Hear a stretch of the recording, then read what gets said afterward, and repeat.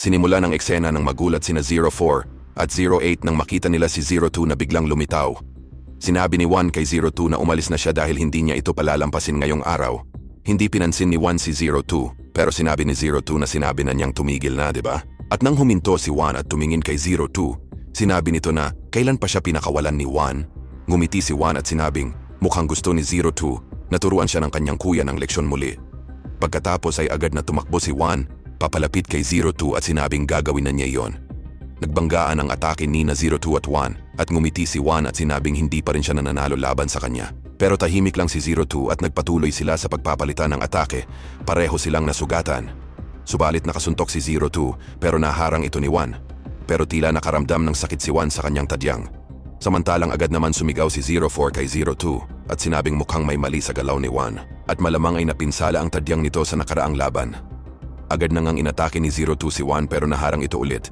Pero may kasunod na atake si 02 nang diretso sa parehong tadyang kaya muling nakaramdam ng sakit si 1. Habang makikita naman si 04 pinupuri ang ginawang galaw ni 02 pero nakaatake muli si 1 kay 02 gamit ang kanyang ulo pero ginamit ni 02 ang kanyang paa para mawalan ng balanse si 1. Pero nakaatake ulit si 1 kay 02 ng diretso sa mukha gamit ang kanyang siko. At nang handa na si 1 na umatake gamit ang kanyang kutsilyo, nakaiwas si 02 at nahawakan si 1. Pagkatapos ay buong lakas na ibinagsak sa lupa. Pero gumamit ulit ng pandaraya si 1, kumuha siya ng alikabok at inihagis sa mukha ni 02. At habang tumigil sandali si 02 dahil doon, agad siyang inatake ni 1 kaya pareho silang natumba sa lupa. Nagawa ring saksakin agad ni 1 ang balikat ni 02. At nang mawala ang kutsilyo ni 02, sinubukan ulit ni 1 na saksakin siya. Pero nakaiwas ng perpekto si 02 at inatake si 1 gamit ang kanyang tuhod. Pagkatapos ay hinawakan ang damit nito at umatake gamit ang headbutt at agad ding sinipa ito muli para lumayo.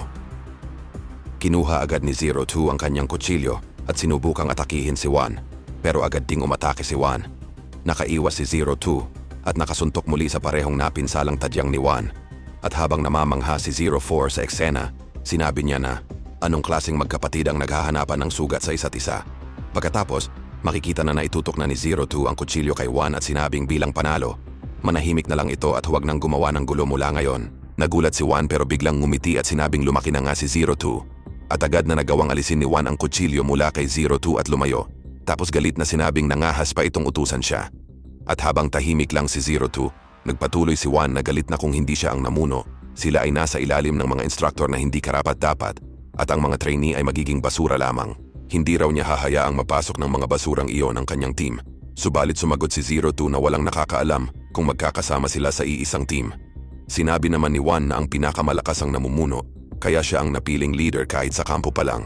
Pero sinabi ni 02 na hindi naman siya nito kayang talunin. Subalit sumagot si 1 na huwag itong magkamali dahil kung hindi siya nakipaglaban sa dalawang iyon bago si 02, hindi ito mananalo. Samantalang biglang sumabat naman si 04 pinagmamalaking sinabi na may naitulong nga rin sila. Pero seryosong sinagot naman ni 02 na nakakatawa kung sasabihin o idadahilan niya yon sa mga kalaban na gustong pumatay sa kanila.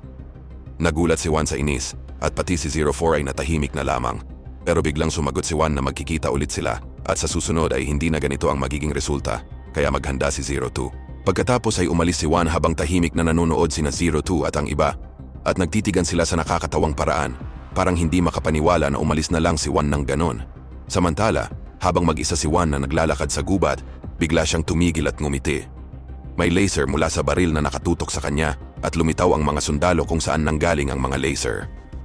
Habang nasasabi na lang ni 1 na tila espesyal nga ang araw na ito, samantalang lumipat ang eksena sa kasalukuyan habang patuloy na nagsasalita si 08. Sinabi niya na noong araw na yon sa kampo, kumilos sila para idispatsa na si 1 at nagtagumpay sila sa bagay na yon kahit na nagdusa sila ng matinding pinsala.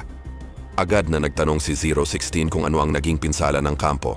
Sumagot si 08 na 22 instructor at 32 mercenary na nag-ooperate sa kampo ang napatay. Natahimik ang lahat at dagdag pa ni 08 na ang pinsalang iyon ay nagpaparalisa sa kampo ng ilang panahon. At nang bumalik na sa normal ang lahat, muli silang nag-recruit. Samantalang habang nakikita naman si 02 na tahimik pa rin at tila malalim ang iniisip.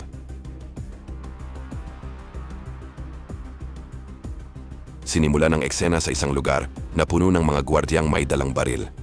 At nang makikita sa loob ng bahay, puno rin ito ng mga gwardya. at makikita ang boss ng grupo na tinatawag na Iron kasama sina 1 at 03. Kinausap ng boss si 1 at sinabing narinig niyang gusto siyang makita ni 1. Ngumiti si 1 at sinabing tama iyon at narinig niyang naghahanap ito ng bihasang mersenaryo. Subalit nagalit ang isa sa mga gwardya ng boss at sinabing, paano nito nagagawang magsalita ng ganun lamang? Pero agad itong pinigilan ng boss.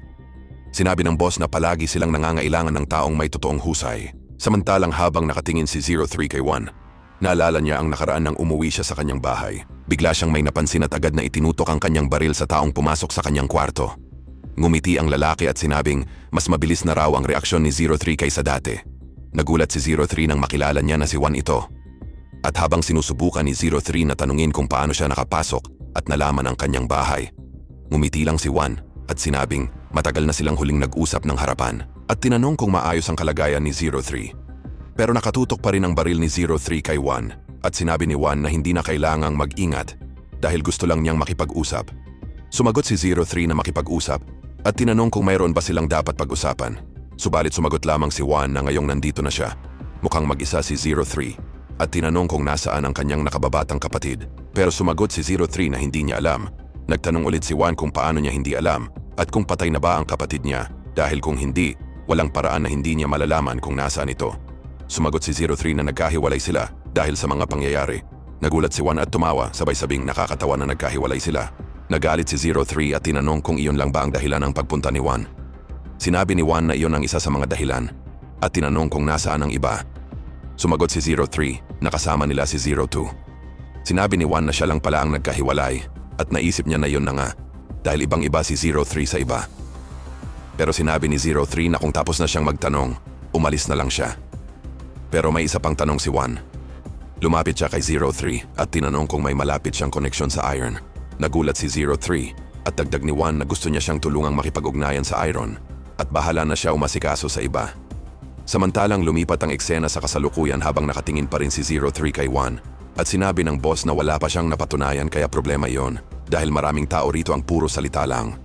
Naisip ni 1 na makatarungan iyon at sinabing kung gayon, papatunayan na lang niya ito sa madaling paraan at biglang naging seryoso ang boss at itinutok ng lahat ng gwardiya ang kanilang baril kay 1. Pero sapat nakabilis si 1 para lumitaw sa harap ng gwardiya at agad siyang inatake. Sinubukan ng isa pang gwardiya na atakihin si 1 gamit ang kutsilyo. Pero hinarang niya ito at pinilipit ang braso ng gwardiya, kinuha ang kutsilyo at sinaksak ito ng diretso sa dibdib. Sinipa rin ni 1 ang isa pang gwardyang sumusubok na atakihin siya at agad na naghagis ng kutsilyo sa isa pa na tumama sa dibdib kaya bumagsak ito. Subalit agad na nagpaputok ang ibang gwardya pero ginamit ni 1 ang katawan ng isang gwardya bilang panangga. Kinuha ang baril nito at bumalik ng putok kaya agad na napatumba ang lahat ng gwardya. Agad na tumingin si 1 sa boss at tinanong kung sapat na yon. Habang tahimik si 03, biglang tumawa ng malakas ang boss. Habang seryoso pa rin ang mukha ni 03 habang iniisip kung ano ang nasa isip nito. Samantala, lumipat ang eksena sa South Korea, sa lugar ng SW.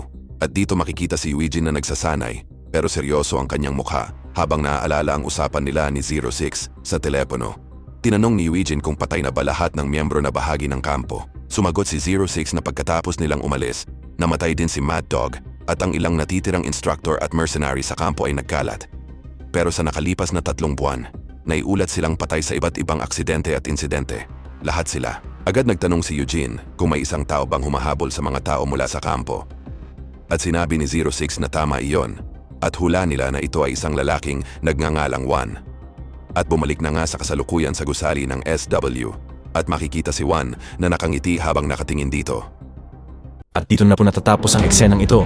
Mag-like at subscribe para sa susunod na kabanata. Hanggang sa muli.